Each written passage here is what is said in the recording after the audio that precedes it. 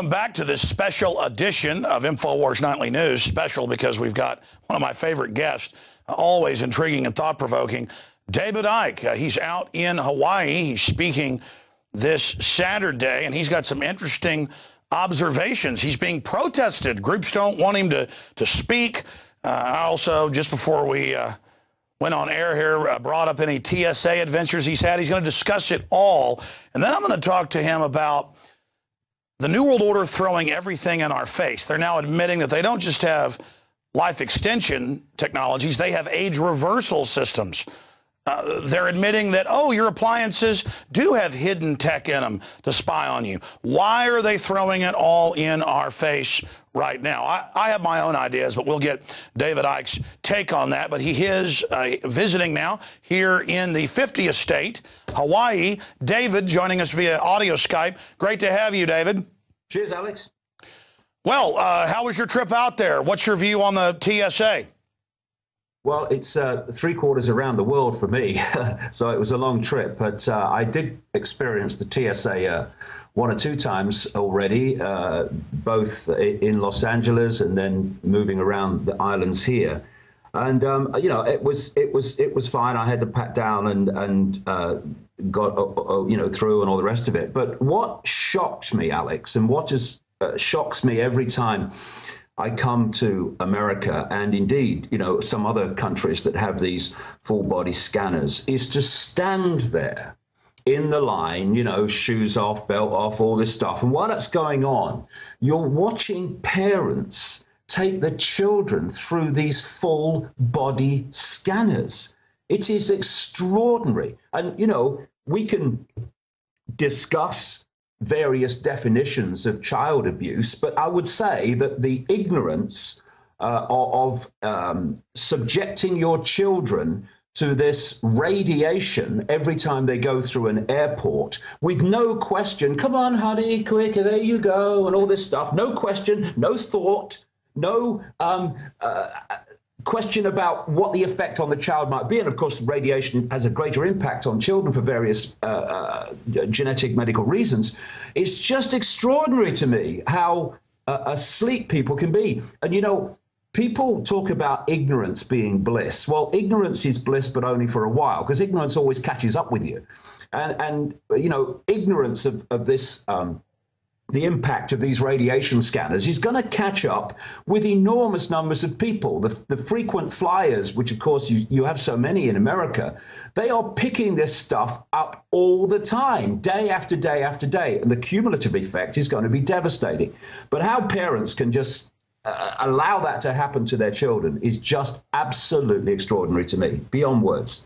David, can you imagine 10 years ago if we would have told people they're going to put you in naked body scanners, shave a naked image of you, which they've been caught doing, lying, of course, and parents are going to let their children be separated from them, scared, and have men and women, in some cases, different sex even, literally going in the pants and taking babies' diapers off. I mean, it is beyond dark satire that somebody like Kurt Vonnegut or Robert Heinlein would write in their dystopic, futuristic systems. And we see things like 1984, The Running Man.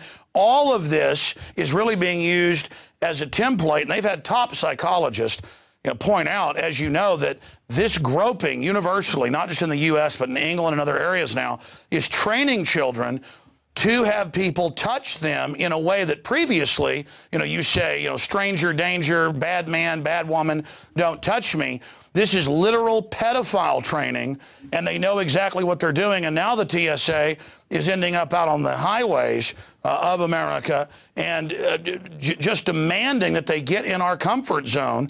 And now we've learned they're medicalizing police under federal grants to begin blood draws on highways. This is all about getting in our comfort zone.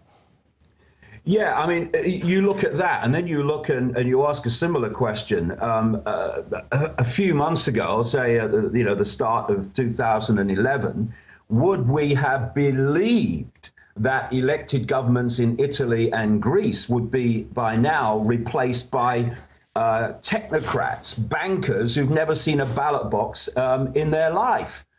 What's happening, and I've been talking about this for years, it's basically what will they take So, and this is very, very relevant to what I'm seeing in Hawaii too. What will the public take? Keep pushing, and if you don't meet resistance, then push some more. No resistance, push some more.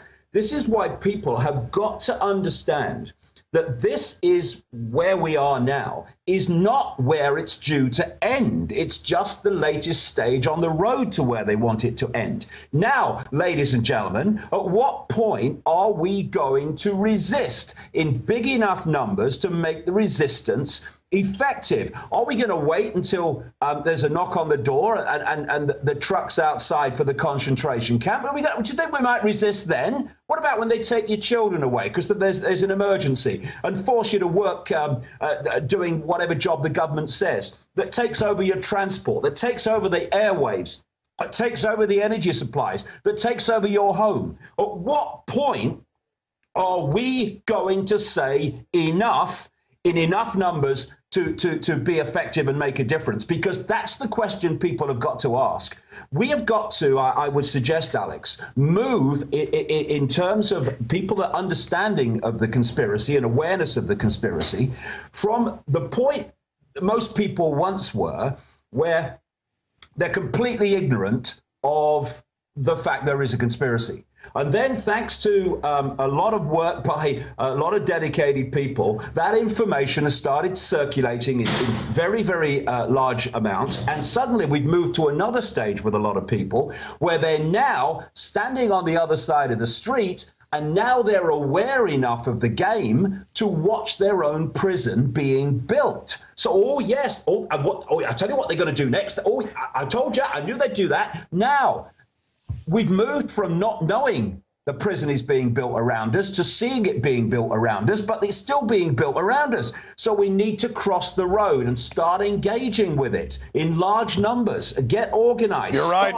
You're right. The first massive campaigns of non-cooperation with the system, because it can't survive and it can't prosper and it can't work unless we have it has our acquiescence.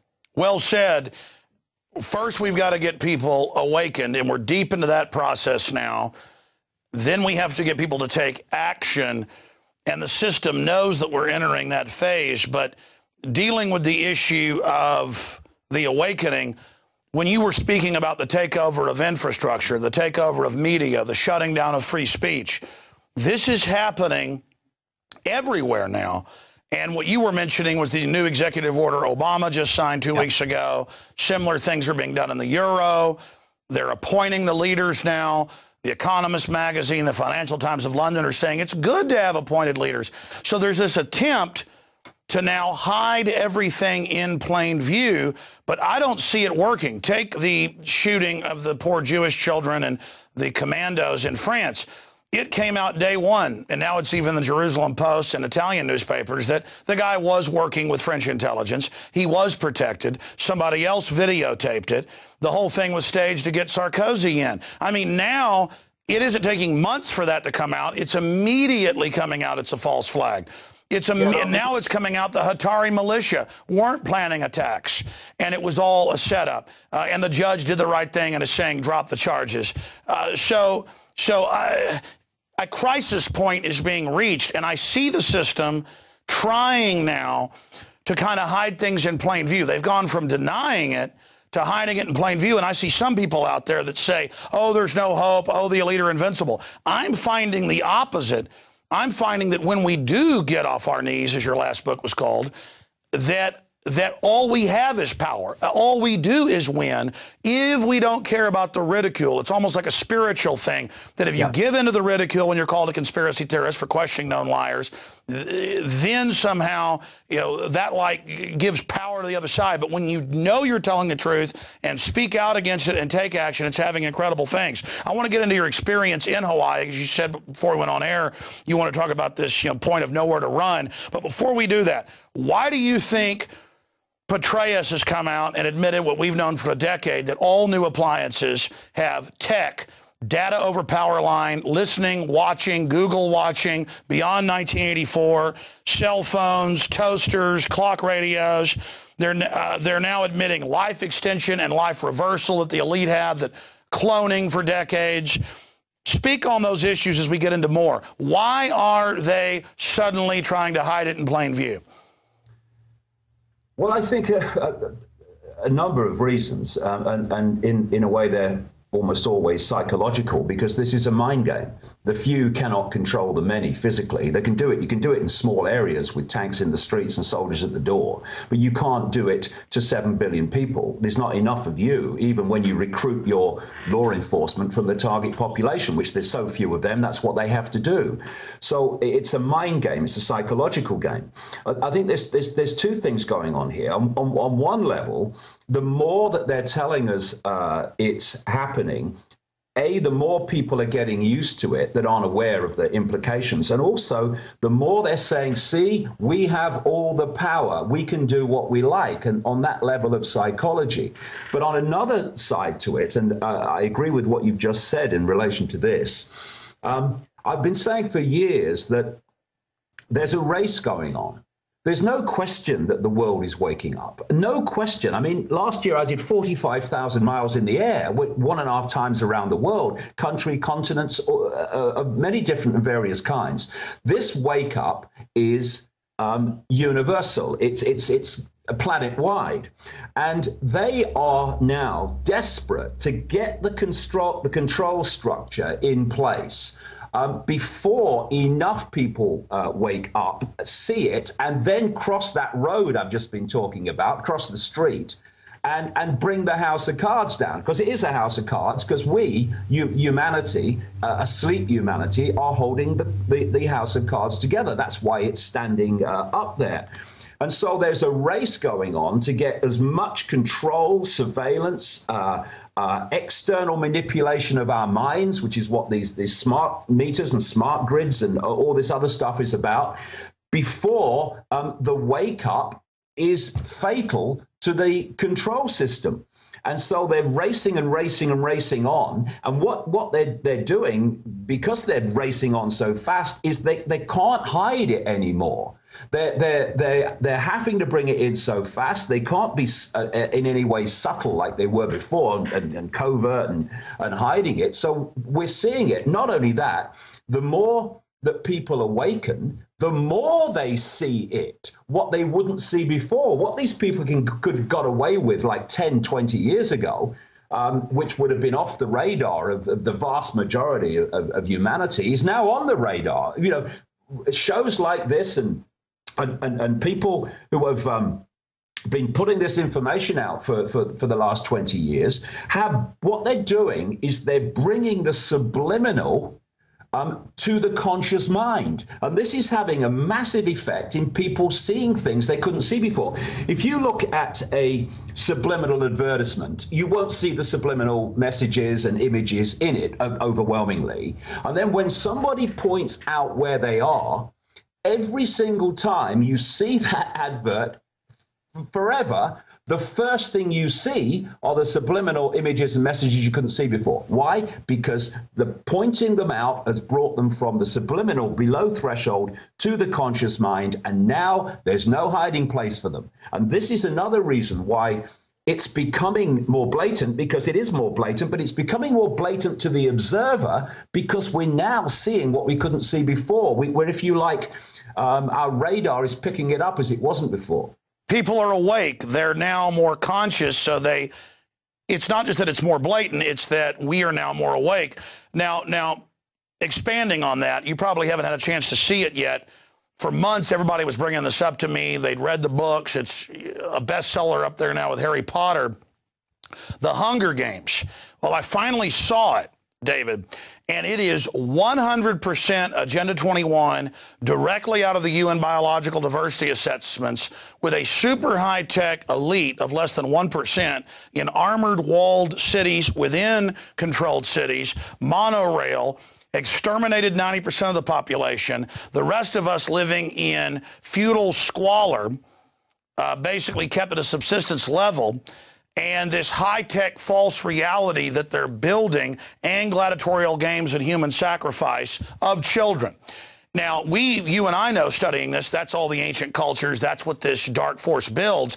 But people say, well, it's good. It's exposing it because it's everything we've talked about to a T. But no, when the subconscious group sees it, it puts power over them by the system to be conditioned and acclimated, because when something's subliminal, it gives the system power. But when you're conscious, it gives you power. And so it's almost a race for them to get everybody acclimated as they roll this out. But I just wanted to get your take on the Hunger Games, or to ask if you've heard of it or what you think of that statement. No, I've not seen it because I've been traveling. But yes, absolutely.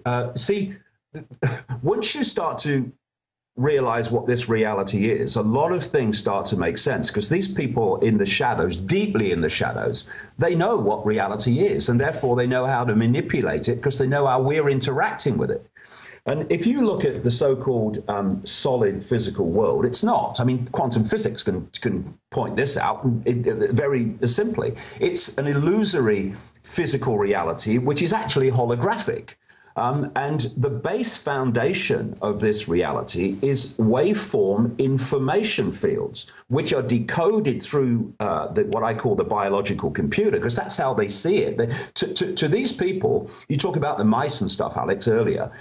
To these people, the body is a piece of biological technology, and they can manipulate it to decode a certain amount of reality, but not a greater amount of reality. Sure. Just as in China, they firewall off the computer system so Chinese people can't see a vast amount of the internet that the rest of us can see, well, up to now anyway. So you can do it with the biological computer, because the DNA, for instance, is now becoming established, is a receiver transmitter of information. And if you can squeeze the frequency on which it receives and transmits, you squeeze the reality that we are experiencing. And where I'm going with this is, so everything is an information field, a waveform information field, including the body. And there's a wonderful story that really encapsulates just how illusory this reality is and what I'm saying here, that's told in a book by a guy called Michael Tolbert many years ago now, called The Holographic Universe. And he told the story of how his father had a party and had a stage hypnotist come along to do party tricks. And he had this guy sitting down called Tom. And he said to the guy, when I bring you back to a waking state, you're not going to be able to see your daughter in the room. And so he brings then the daughter, stands her right in front of the father, so he's looking in her belly. And he brings him back apparently from the trance, and says, can you see your daughter in the room, Tom? And Tom's looking around. He's looking in her belly. He's saying, no, I can't. Everyone's laughing. They can see her. He can't. So the hypnotist then goes behind the daughter, puts his hand in the small of her back, and says to the father on the other side of her, I'm holding something, Tom. What am I holding? And to him, it was obvious. He said, what are you holding? A watch. He says, there's an inscription on the watch, Tom. What does it say? And he leaned forward, he read the inscription. His daughter's between him and the watch. Now, this is the reason. His daughter, like all of us, like everything in this reality, is a waveform information field. We decode it into a holographic physical reality, but actually it's a waveform information field. Now, if we don't do that, if we don't decode the information field into a holographic reality, then whatever we're not decoding doesn't exist in the realm of the conscious mind. So what the hypnotist has done is put a firewall in this guy's mind, in this guy's brain, so it's not decoding the waveform energy field of the daughter. Therefore, he's not decoding it through into holographic reality. In his reality, she's not there. Therefore, he can see behind her. Everyone else in the room who's not been subject to that firewall is seeing her. And now, David, this is very important area. Just very quickly, Alex. This means we have to look at symbolism and all these symbols put around us in another light, because these symbols are not just like, you know, people holding torches and eyes and stuff. They are information fields, and they put them around us because they are speaking to us. They are exchanging information with us on a subconscious level. And it's a whole psychological game to implant in all the ways that you've discussed, and I'm talking now. They're program prompters. into the subconscious, and then that filters through as a conscious thought, a conscious response, an emotional response, which we take to be us, and it's not. It's information that's been put in there for us to believe is our thoughts and emotions. Well, I totally agree with you, and there's the analogy of the Earth suit. But if you really think about it, it's like the internet is the universe, the iPhone is the limited system that is experiencing that. That would be the body, or it's the way the cerebral cortex of the left and right lobe is our, quote, conscious focusing, but it's tying into our overall brain that is hundreds of times more powerful. And that's in 101, as you know, marketing. That's taught in college. Subliminals is just part of marketing for hundreds of years, but the general public is taught it's all a joke and doesn't exist. It's a conspiracy theory that anything else exists or anyone is manipulating me. That is the hypnotist of the system telling people nothing exists outside of my voice. And we notice that good hypnotists, will first call 10 people up, ask them questions. They can tell off cues who is suggestible. They'll send back, 80% of the people they call up, but keep a couple of them. And then the person is willing to do it. But when you're born put in front of a television, when you're born with the chemicals in food and water, all of this happening, the sperm counts dropping, the testosterone, the women all screwed up, the thyroid problems, the overall brainwaves lowering, the fertility, they are killing us. So how do the chemicals, which they're obviously increasing the levels of, we're exposing it, so now they're on the news going, yeah, lithium in the water, Prozac in the water, statins, that's now out in the open, chemtrails, aluminum, they're obviously increasing the chemical bombardment. How high will they turn it up? Will it work? It doesn't seem to be working. Well, what we're actually looking at, Alex, is a situation which refers back to what we were talking about earlier about the wake up. I've been talking now for 22 years about the fact that there is an energetic, let's call it, because it's true, information change going on in the waveform fabric of our reality. I knew about it 20 years ago, and I was told that the effect it would have would be that I was going to see in my lifetime this great awakening of people to see a new vision of self in the world that they'd never seen before, and all that had been hidden was going to be brought to the surface by this information change. Now, 22 years ago, no sign. Look at it now. The very program we're talking on is an expression of this, all that's been hidden coming to the surface. And look what we know now about how the world's manipulated. We didn't know 5 years ago, 10 years ago. It's fantastic. So they knew this was coming. And what they're doing is they're trying to mitigate the effect on people by destabilizing. If you take the human biological computer and you relate it to a desktop computer, if you put viruses in a desktop computer, it is not going to decode the internet or anything like that in an accurate, powerful, effective way. It's going to cause mayhem. And what, in effect, if you look at chemicals, Alex, and the chemtrails and the aluminium, again, in the holographic realm, we see chemical substances. But if you go back to their base state, which is a waveform information field, if you could see that, it would be incredibly disruptive. It wouldn't be harmonious. It would be just a mess. It's jamming. It's electrochemical noise that at the electrochemical level fries us. So what does the system do? As in a way, they're poisoning of everybody and cancer rates off the chart and all this. That's one of the biggest things waking people up, is that enough folks are seeing their loved ones dead and dying to actually realize it's a soft kill operation. So this is what I was talking about years ago. The time would come, and my goodness me, are we there, when what had been covertly manipulated would have to break the surface. If they want to bring in this society that you've been talking about, earlier in this chat, then we're going to have to see it at some point. And this is obviously where we are. It's a point of danger because they're confident enough to break the surface, or desperate enough because they're trying to do it before the wake up brings it down. But it's also a wonderful opportunity, because one of the greatest forms of human control is actually denial. And you look at any area of society, from New Age to the military, and you'll see lots and lots of people in complete denial of the obvious. Why? Because they don't want to face the fact that the world is as they'd rather it not be. So instead of facing that, let's kid ourselves that it's not like that, really. Denial. Now, what is happening now, absolutely right, is that as this stuff comes into our face more and more blatantly, it's getting more and more difficult to deny it's happening. And therefore, more and more people are having to face the fact that actually it is happening. And it's no good hiding from the fact. We've got to face it.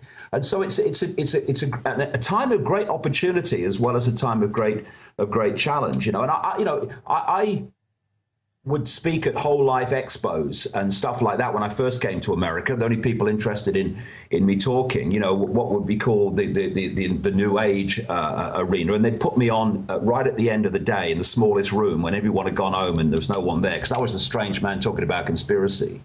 Basically, it was love and light and don't talk negative. Oh no, bad vibes. Well, what I've seen is a massive transformation in so many of those people and that mentality by the sheer power of, look at it, it's happening and it's impacting on your life, that those people are now in large numbers, not all of them by any means, are starting to encompass the fact that, hey, we can't just deny and sit in a lotus position any longer and think that's enough. We've got to engage with the system, and more people are. And it's those people. I mean, Christians would have nothing in common with New Agers, overwhelmingly. Christians wouldn't have anything in common with Muslims and stuff like that. But this is what we need to do, surely. We put aside the belief systems, and good luck to everybody. You should have the freedom to believe what you like and whatever. But let's put that aside and let's come together and let the fault lines of division fall away, because we're in this together, and unless we meet it together, then we'll be divided and ruled. Well, that was my next point that I wanted to bring up to you, is that we see presidents, high-level execs in major corporations like Goldman Sachs saying, I can't do this anymore. It's totally criminal. We're here to hurt people, rip off our clients. We call them scum. We call them Muppets, puppets that they manipulate. You see all these people coming out. I mean, there are so many prominent people in the system, genetic engineers making $3 million a year. They quit and say, we're sterilizing people. It's a chemical weapon, a bioweapon. Don't eat it. As people at the upper echelons, not the very top of the pyramid, but very close, realize that this system means death and destruction, their basic human instinct for survival and decency kicks in.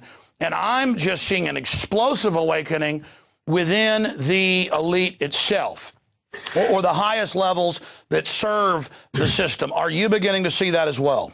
Yeah, I mean, what I understood about this information waveform change is that the most open, the less densely caught in the box, would be touched by it first. But eventually it would start to touch people who were really deeply in the box and deeply in the system. And I'm seeing people now, Alex, who I would have said a very short time ago, never him, never her, not in this lifetime. They'll never look at this in anything but disdain and dismissal. And I'm seeing them now looking at it seriously. So there is something big time going on. And another great thing about the conspiracy researchers and the conspiracy communicators of information is we are actually decompartmentalizing the blooming system, because of course the system's compartmentalized, so you're only given as much information about what you're doing to do what you're doing and no more, so you don't see how it fits to everything else, and they've gone along in ignorance and all that stuff. This is why so many top secret technologies are actually different parts are made by different people, and only the people that put it together at the end know what it is and what it's going to be used for. And what this information that's been pouring out more and more effectively year after year after year is doing, and I'm seeing this in science, with scientists, with people in the system, it's decompartmentalizing because the system, because it's saying to them, see, this is what your contribution is doing, because it's connecting to this contribution and this contribution, and what you think you're doing in innocence is actually causing this. And so, the system is starting to unravel, and that's why I feel this sense of panic. We must push on, we must push on, we must push on. And when you do that, you make mistakes, and you make it even more blatant what you're doing. So this is a time of great challenge. But I tell you what, mate, I'm looking at it now, and when I see where we were just a few years ago, we are making very, very rapid progress. I agree with you. Now, how do you see the psychological warfare chiefs that are trying to create this total false reality, this artificial habitat for us, as those of us here in the global planetary spaceship zoo begin to notice that this is a Truman Show? Yes, exactly. How is the system going to strike back? Because we've talked about our numbers going from maybe 1% 10 years ago, knowing the Federal Reserve is private, to over 90% in polls. So there's different degrees of awakening. Yeah. But sure, there's 30, 40% that are really starting to be awake. But there's 30% or so that never will wake up, because they'll just decide out of cowardice to join with the system because they think it's going to win. And then you've got that other 30% or so that are just so into the system and so drugged and poisoned, they don't have the IQ to wake up. So how do you see those that are mercenaries are going to serve the evil to the end because they think it's, they worship at the altar of dark power? How are they going to try to blame us that are actually waking folks up for for problems that are coming? Because more and more I'm hearing, you're going to destroy the stock market. You're going to cause problems by what you're doing. Just go along with it. Or I'm seeing people who denied world government was being set up. Now they've suddenly said, okay, world government's the answer, and okay, it's all real, but those of you that oppose it, you're the problem. I mean, because obviously what I'm trying to say is the system's got a lot of tricks up their sleeves. What do you see as their counter-strike option against us? Well, I mean, I think they'll try to demonize people communicating this information ever more effectively in any way they can. Desperate is the word that comes to mind. The key for those who are doing this is for it to go in one ear and out the other, because the more they're attackers, the more they seek to undermine us, the more they are aware of the effectiveness of what's going on in terms of exposing them. So it's a compliment in so many ways. And, they always, just to interrupt, they always tried to ignore us at first. Now, when they've got 15 shows on at any one time saying 9/11 truthers are crazy, everybody instinctively goes, wait a minute, if they're making this big a deal out of it, and this media has been caught lying millions of times, I mean, people when the system's out of bullets, and now when they attack you, it's a badge of courage, what do they do next? Exactly. Well, the thing is that I've had so many people come to my information in recent years because of all the attacks on me and things like the British media. They're thinking, well, what's this guy saying that's causing this? And so it's actually counterproductive in the end, because the more they attack you, the more people say, well, he must be saying something right. I'm hearing that again and again. It's gone from years and years ago, yeah, he's a nutter, to, well, he must be saying something right to get all this abuse. And in a way, they are running out of bullets. And as long as we keep moving forward and refuse to bow to this nonsense that's thrown in our direction, then the more they'll run out of bullets. Because this is the point I want to make.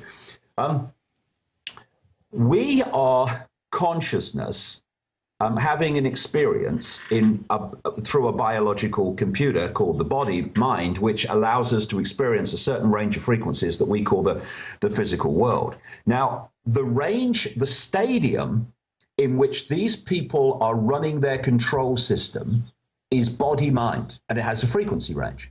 Once you open your mind to consciousness, I mean, what Christians would call the soul, and many other different religions and beliefs call it different things, but the greater self, spirit, which near-death experiences are experiencing, where they leave the body and the reality is completely changed, and it's much more expansive, and everything becomes possible, and it's amazing the way they describe it. Once you do that, that power starts to come through the body-mind computer. The control system can't deal with that because it's not in its field of frequency to deal with it. It doesn't have the power to deal with it.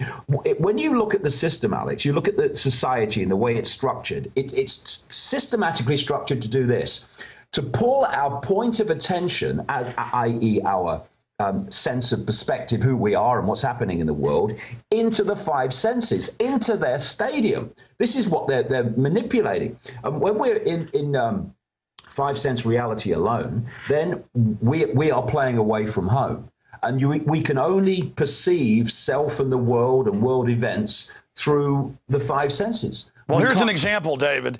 They, as you know, for over 100 years, they've done scientific studies the world over that there is a sixth sense, stronger in some people than others, that you know, you're walking through your family ranch, you feel someone looking at you, you turn, you walk 200 yards, somebody's in a deer stand on a hill looking at you, you sense them. You're in a restaurant, you feel someone looking at you, you turn around, there they are. It's real. And in my life, whenever I've gone with my instinct, my gut, it's always right. When I try to go with the intellectual or whatever, you know, that's hit or miss. And bringing up the Hunger Games, you talk about the stadium. They have false stadiums that are so big, it's an artificial sun rising and setting. They've got floating UN craft with peacekeepers from the technological central government that plays the 12 zones off against each other. And it's all about how they're creating this false reality for people. And there they are throwing it in everyone's face. Tell folks what's happening, because you, before we went on air here, you said, be sure, Alex, you know, and bring up what's happening in Hawaii, because you were using it as an example of nowhere to run. People tried to keep you from speaking. Tell us what's happened there. Yeah, well, just very quickly, you know, what you just said there about the intellect and intuition, that's absolutely key to what I've been saying here, because the intellect operates within the body-mind biological computer. And therefore, because it's such a low level of awareness compared with consciousness, soul, whatever you want to call it, it has to work things out. Whereas, you know, you've just talked about it. When we have an intuitive feeling, it's a knowing.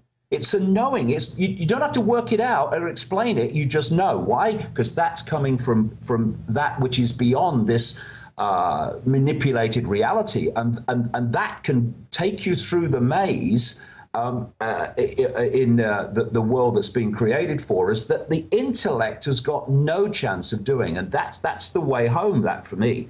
All I've done in the last 22 years is when I made a decision 22 years ago that if my head and my intuitive knowing were you know, at war with each other, I was going with my intuition, and that's all I've done ever since. And eventually, the head and the intuition, the intellect and the heart come together. So the head starts to serve consciousness rather than be the governor of it. In terms of this intuitive knowing, by the way, this is what the system's terrified of. In their own writings, they say the only thing that could disrupt our plans is maverick people. And maverick people are those that come from intuitive knowing rather than programmed mind. But in terms of Hawaii, yes, Hawaii is such a stunningly beautiful place. And so many people who aren't born here have come to live, to escape the rat race, to escape the system, and to live an alternative lifestyle with organic food and you know, healthy lifestyles and all the yoga and all that stuff. But because this conspiracy does not have a location that it operates in, it wants to take the world over, there comes a point where you have to start to realize there is nowhere to escape to. Because if we don't turn round and face this and deal with it together, then we can escape for a while to some idyllic place or some archipelago or whatever. But eventually, there'll be a knock on the door. And what we're seeing here now is, first of all, there's so many people, great, I love it. I have the organic food and the healthy lifestyle. But while they're doing that, they're washing the organic food often with the water supply that's impregnated with chemicals from Monsanto and others coming from the put on the crops going into the water table. Goodness knows what's dropping on the food and what's being breathed in and what's in the water and the sea from Fukushima. We don't know the scale of that yet. And then there's the chemtrails you see over Hawaii, which is dropping the aluminium and the barium on the organic food and all this stuff. Then you've got Pearl Harbor over at Honolulu, the major naval and air force base, which means that any conflict with China pulls Hawaii into the front line of that in terms of location and also the military operation here. And where I'm going with this is, you can only run for a while. And then you realize, actually, you're at the edge of the cliff and there's nowhere to run. And we need to start to have the courage and have the foresight to see that we're not going to run away from this because it will catch up with us. We need to all turn around. And if we're going to run at all, run straight at it, because when we do, it will start running. I used to be a soccer player years ago, and what you see sometimes, you see a little guy, midfield player with a ball, not very big, very slight of body, and in front of him are big, hairy defenders, all big, strong, impregnable. And most people, they'd say, "Oh, we're not getting through there," so they'd pass the ball square or pass it here, get it back, and go nowhere. What some of these little confident little midfield players do is they get the ball and they run straight at them. Now, these big hairy defenders that looked impregnable have got to deal with them. And they drop their shoulder right, drop their shoulder left. Now, the big hairy defenders are now having to react to them. And what do we do now? Suddenly, this impregnable wall of people is in disarray. Exactly. You've got to stop running. Run at it. You've got to stop running and start engaging them, and then you take the momentum, and now they're on the defense because they're attacking us, and so it's defensive to go on the offense, and the universe respects that as well, and that's how you gain converts to liberty and the awakening, is not being pensive and afraid and apologizing, but by being bold, because these are bold times. And David, I totally agree with what you're saying.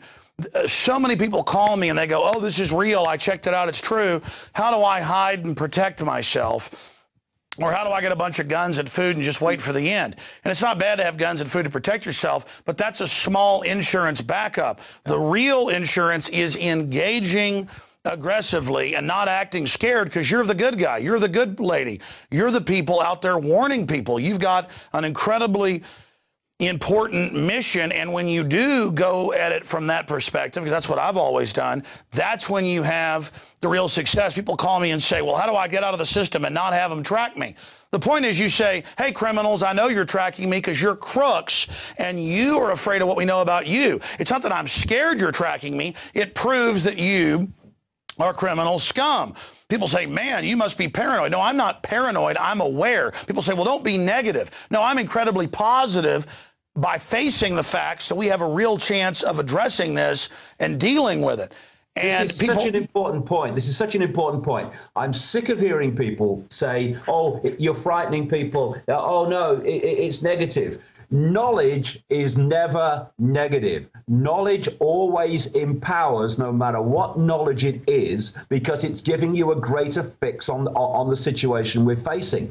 I tell you what's negative: ignorance. Ignorance is negative. That's how we got into this situation. And people who say, "Oh, it's negative," or get a grip of yourself, because if we are going to be frightened even of the information circulating, then we've got no chance at all. And the point you were making earlier, Alex, a few minutes ago about waiting for the end.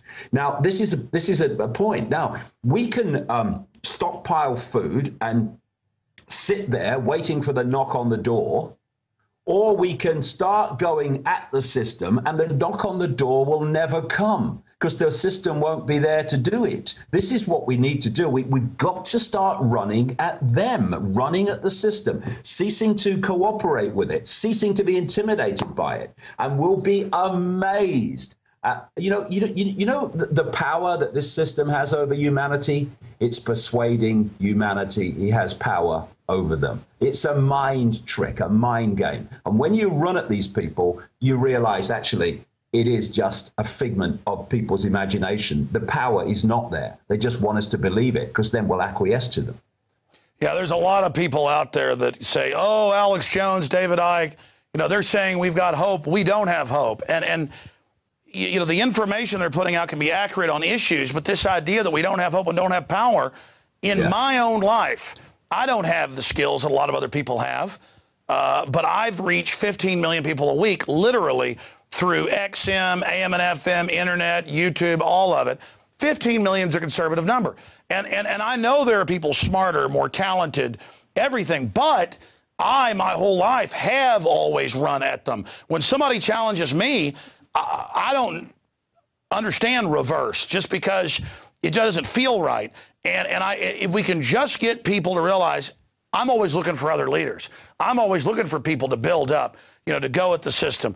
And people are always thinking just because I'm there or you're there or whatever, we're there, Ron Paul, whatever, that somehow, G. Edward Griffin, that, oh, I'm glad you're there and I'm glad you guys are. No, we're here to wake up those that aren't awake yet. Once you're awake, we need the next Alex Jones, the next David Icke, to be a leader and then find the next person, because it's through awakening millions and then getting hundreds of thousands of the leaders that are there to really take it to the next level that we cannot be stopped. And I've always known that's my mission, is to reach out to others, to then have them activate like ripples in a pond to get the chain reaction of awakening going. And that chain reaction, I can feel it, has already begun, and the system is going to do desperate things to try to block it. David Icke, thank you so much for the time. DavidIcke.com. People want to find out about your speaking engagements, your last book, the new book coming out.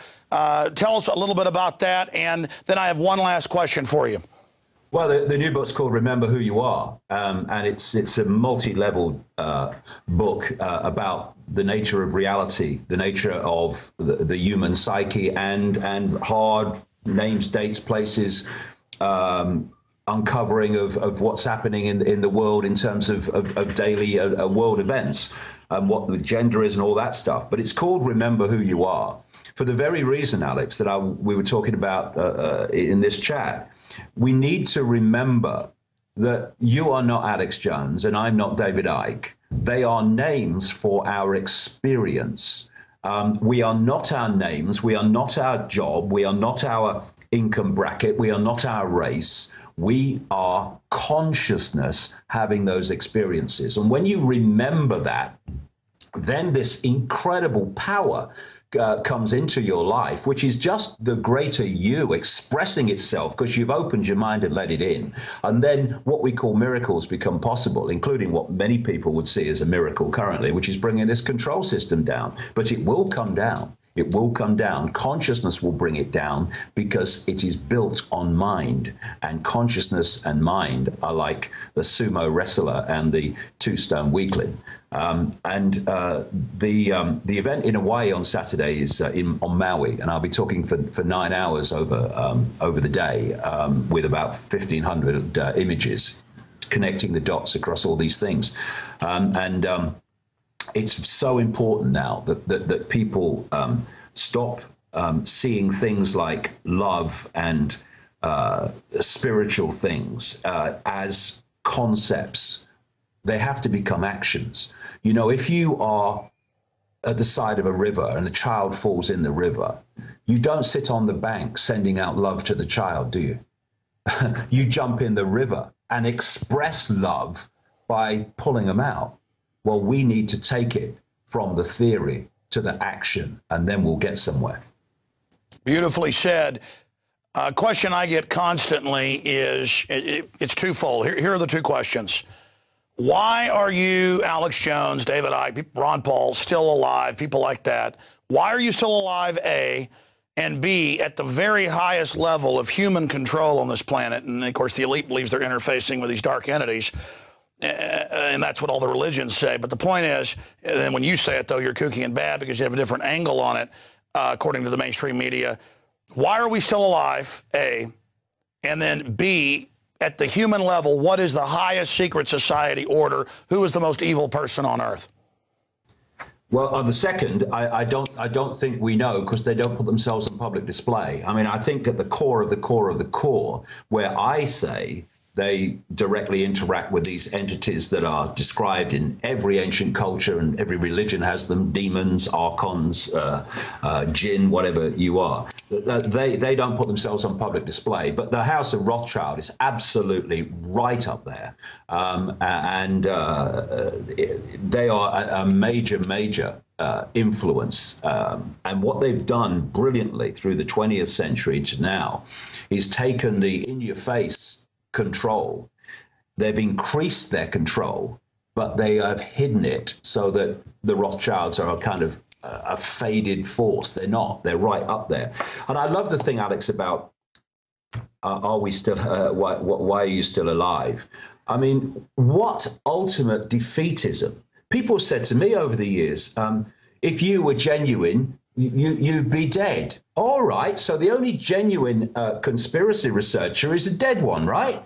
So we don't have the feeling that actually we can take the power to take the system on and be effective against the system, because we don't think the system is all bloody powerful. No, it is all powerful. Therefore, you would be dead. They wouldn't let you do this. Well, there are other forces at work as well. You know, we look out in this tiny frequency range we call visible light, which is barely bloody, existing. And we think that everything we see and the human form on Earth is the only one that exists, and it's the only reality. There are multiple infinite realities. Religions talk about them in their own way. And there are many levels of reality that are working to bring an end to what's happening in our reality, in our world, and they are protecting people who are willing to do what is necessary to expose all this and make a difference. They are protecting them, and therefore it is not as easy as always saying something we don't like, bang bang. It's not, and you know. We've got to get over this defeatism that only a dead researcher is a genuine researcher. See, he was telling you the truth. They've killed him now. I mean, where are we going with this? If that's what we believe and that's what we feel, well, put your hands out and let's get the chains on now, because it's over. Well, I was about to say, this is a cognitive dissonance, Cass Sunstein type idea that we can't win. Anybody who's successful is bad. You're just saying humanity is crap, when history shows us the opposite. And it's only, tyrants only flourish when good men and women do nothing. And what are people saying who are saying there's nobody good who's standing up? They're saying they're crud as well. Because I always say, okay, let's just say I'm bad, which I'm not. I mean, I'm pure of heart. I'm not a perfect person, but I really do love people. I really do want to have a better world. I want our species to go to the stars. I'm a fan of man. I'm a fan of humanity. I believe in humanity. And then these people just say, oh, no, you couldn't be successful, without the New World Order. Okay, fine then. I'm bad. Don't use the fact that I'm bad as an excuse for you to not take action. You know you're supposedly good, and everybody else is a bad New World Order. Come on, stand up and take action, instead of just spending all day attacking everybody else that's trying to do something. And then you find out, oh, they're the operatives. They're the cognitive dissidents. They're the COINTELPRO. And the good news is people have gotten wise to that. And I've seen all the attacks I've gone through, you've gone through, and others have gone through, has actually just become advertising for us. I mean, in a way, the enemy is stupid. I mean, I guess they're fighting an old game where people were in a trance state, but people are not in a trance state anymore. At least those that are awake aren't. And the folks that are still in a trance, I'm sorry, they're not even on the game board here. They're spectators. I mean, I'm in the arena, and I have come to wake some people up. The thing that people need to understand more than anything else is all this conspiracy, all this enslavement. It is not a bloody game. It's real. And if we don't focus on that and focus our lives on it, we're going to regret it for the rest of our lives. David, let me interrupt you just for a moment, and then I want you to continue on this line, because it's not that I'm mad at my detractors. again, they actually help us get the word out in a weird way. That's how the universe works. No weapon formed against us shall prosper. But I want them to develop to the next level, and I see them more as like hobbyists who think that if they spend all their time critiquing other people who are awake and involved, that somehow it's like a scalp, that if they've bashed David Icke or they've bashed Alex Jones or they've told us, that, oh, they're really an agent or they're scum, when obviously you're not an agent and I'm not an agent. If you have any discernment, you know that. The globalists hate what we're doing. That somehow it makes them big men and women. And it just makes me so sad for them. So it hurts me, but not in a way that they think it's hurting me. It's so pathetic. Briefly, your comment on that. Well, yes. I mean, there's some great information gets circulated on various forums, but so often they just become a vehicle for many people of hurling abuse in all directions. And, the word hobby, I think, is very significant because it is like a hobby. It is like an add-on to people's lives. And we're dealing with a situation where it has to become the focus of people's lives. If anyone's got children and grandchildren, and you say, oh, I just want to do the best for my children, well, this has got to be the focus of your life then, if that's your motivation. Not an add-on, or it is slightly interesting, and certainly not just winning points over. I see it all the time. See, I know more about this conspiracy than you do. It says bong bong postings, or whatever on a forum, and they're just playing at it. It's a playground at that level, and we need adults, not children, involved. And I just ask them, please look around you, look at what's happening, stop being a juvenile and start being an adult so you can actually make a difference instead of it being just an add-on to your life and a bit of fun and a bit of a hobby. This is not a game. This is real. And if we don't treat it as such and focus on it as such and support each other as such, then we're going to regret it for a very long time. Exactly. I mean, pediatric cancer, some of them are up 10,000 percentage points. I go out in public and there's kids with shaved heads with chemo injectors on their arms everywhere. I mean, they're murdering us. Yeah. And you know what? I'm here trying to wake people up, and I know a lot of them are operatives, but others are just screwed up people, and it's like sick. It's like, wow. Yeah. We've got, this is real. I'm putting my life on the line. You are. We know how, this is not a game. I got chills when you said that. Truer words have never been said. Yeah, I mean, and, all you can do is try to get these people to see what they're doing. They think they're so informed, a lot of them. See, I know more than you do. Well, how informed are you? Let me ask a question. Apart from making attacks on people on forums and stuff like that, what do you actually do to make a difference? Because if you really knew what was happening and what is planned, then your focus would be on making a difference, not lambasting someone and winning brownie points in some intellectual bloody nonsensical game that they play.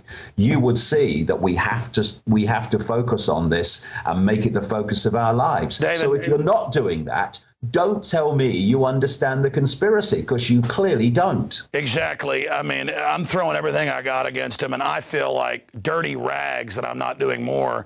And then when I see them in the infighting and all of it, makes me so sad, because we need their energy to fight the darkness. That's what we're going to call this piece tonight. David Icke, this is not a game. Very powerful. The thing is that when people are in ignorance of what's happening in the world and what the agenda is and where they want it to go, I have some sympathy when they do nothing, because they do not believe there's anything to be done. When I see people who, often for not their own efforts but the efforts of others, have seen what the agenda is, seen what they want to impose upon the world. See what they're imposing now, and their only response is to attack and undermine those that are putting their head above the trench and making a difference. Well, I say to those people, go and find your children and grandchildren, look them in the eye, and justify, given what world they're going to live in if it reaches the end that they want, far beyond what we've got now, even far beyond. And you justify to them attacking and trying to undermine, often exploit those who are trying to make a difference. That ignorance, therefore no action, I can understand.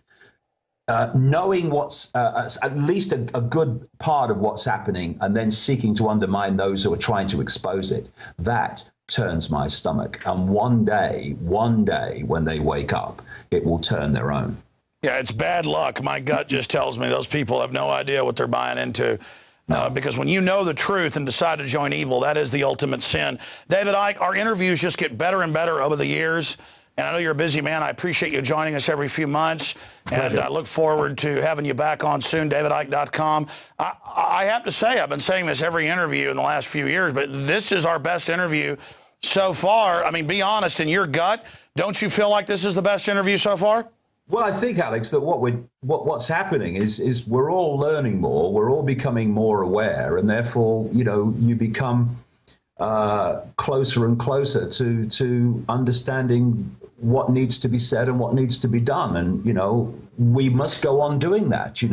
I see people over the years at various conferences, and I've seen them make presentations, and that's very nice. Yes, that's interesting. Yeah. And I've seen them 10 years later making the same presentation. I'm thinking, what have you been doing? The cutting edge has to constantly move, and it's moving very, very fast now. It's great time to be alive. It certainly is. Well, David, thank you for the time, and I look forward to speaking to you again in the future. Cheers, Alex. All right, folks, there goes David Icke, almost an hour long, and just amazing. And you can say what you want about David Icke, but he gets people thinking, and he's doing a lot of good, and that's what we need. He is good at getting people outside the box. And I ask, any critics out there who aren't in the arena, what have you done to wake people up? Because we know this world is going in the wrong direction.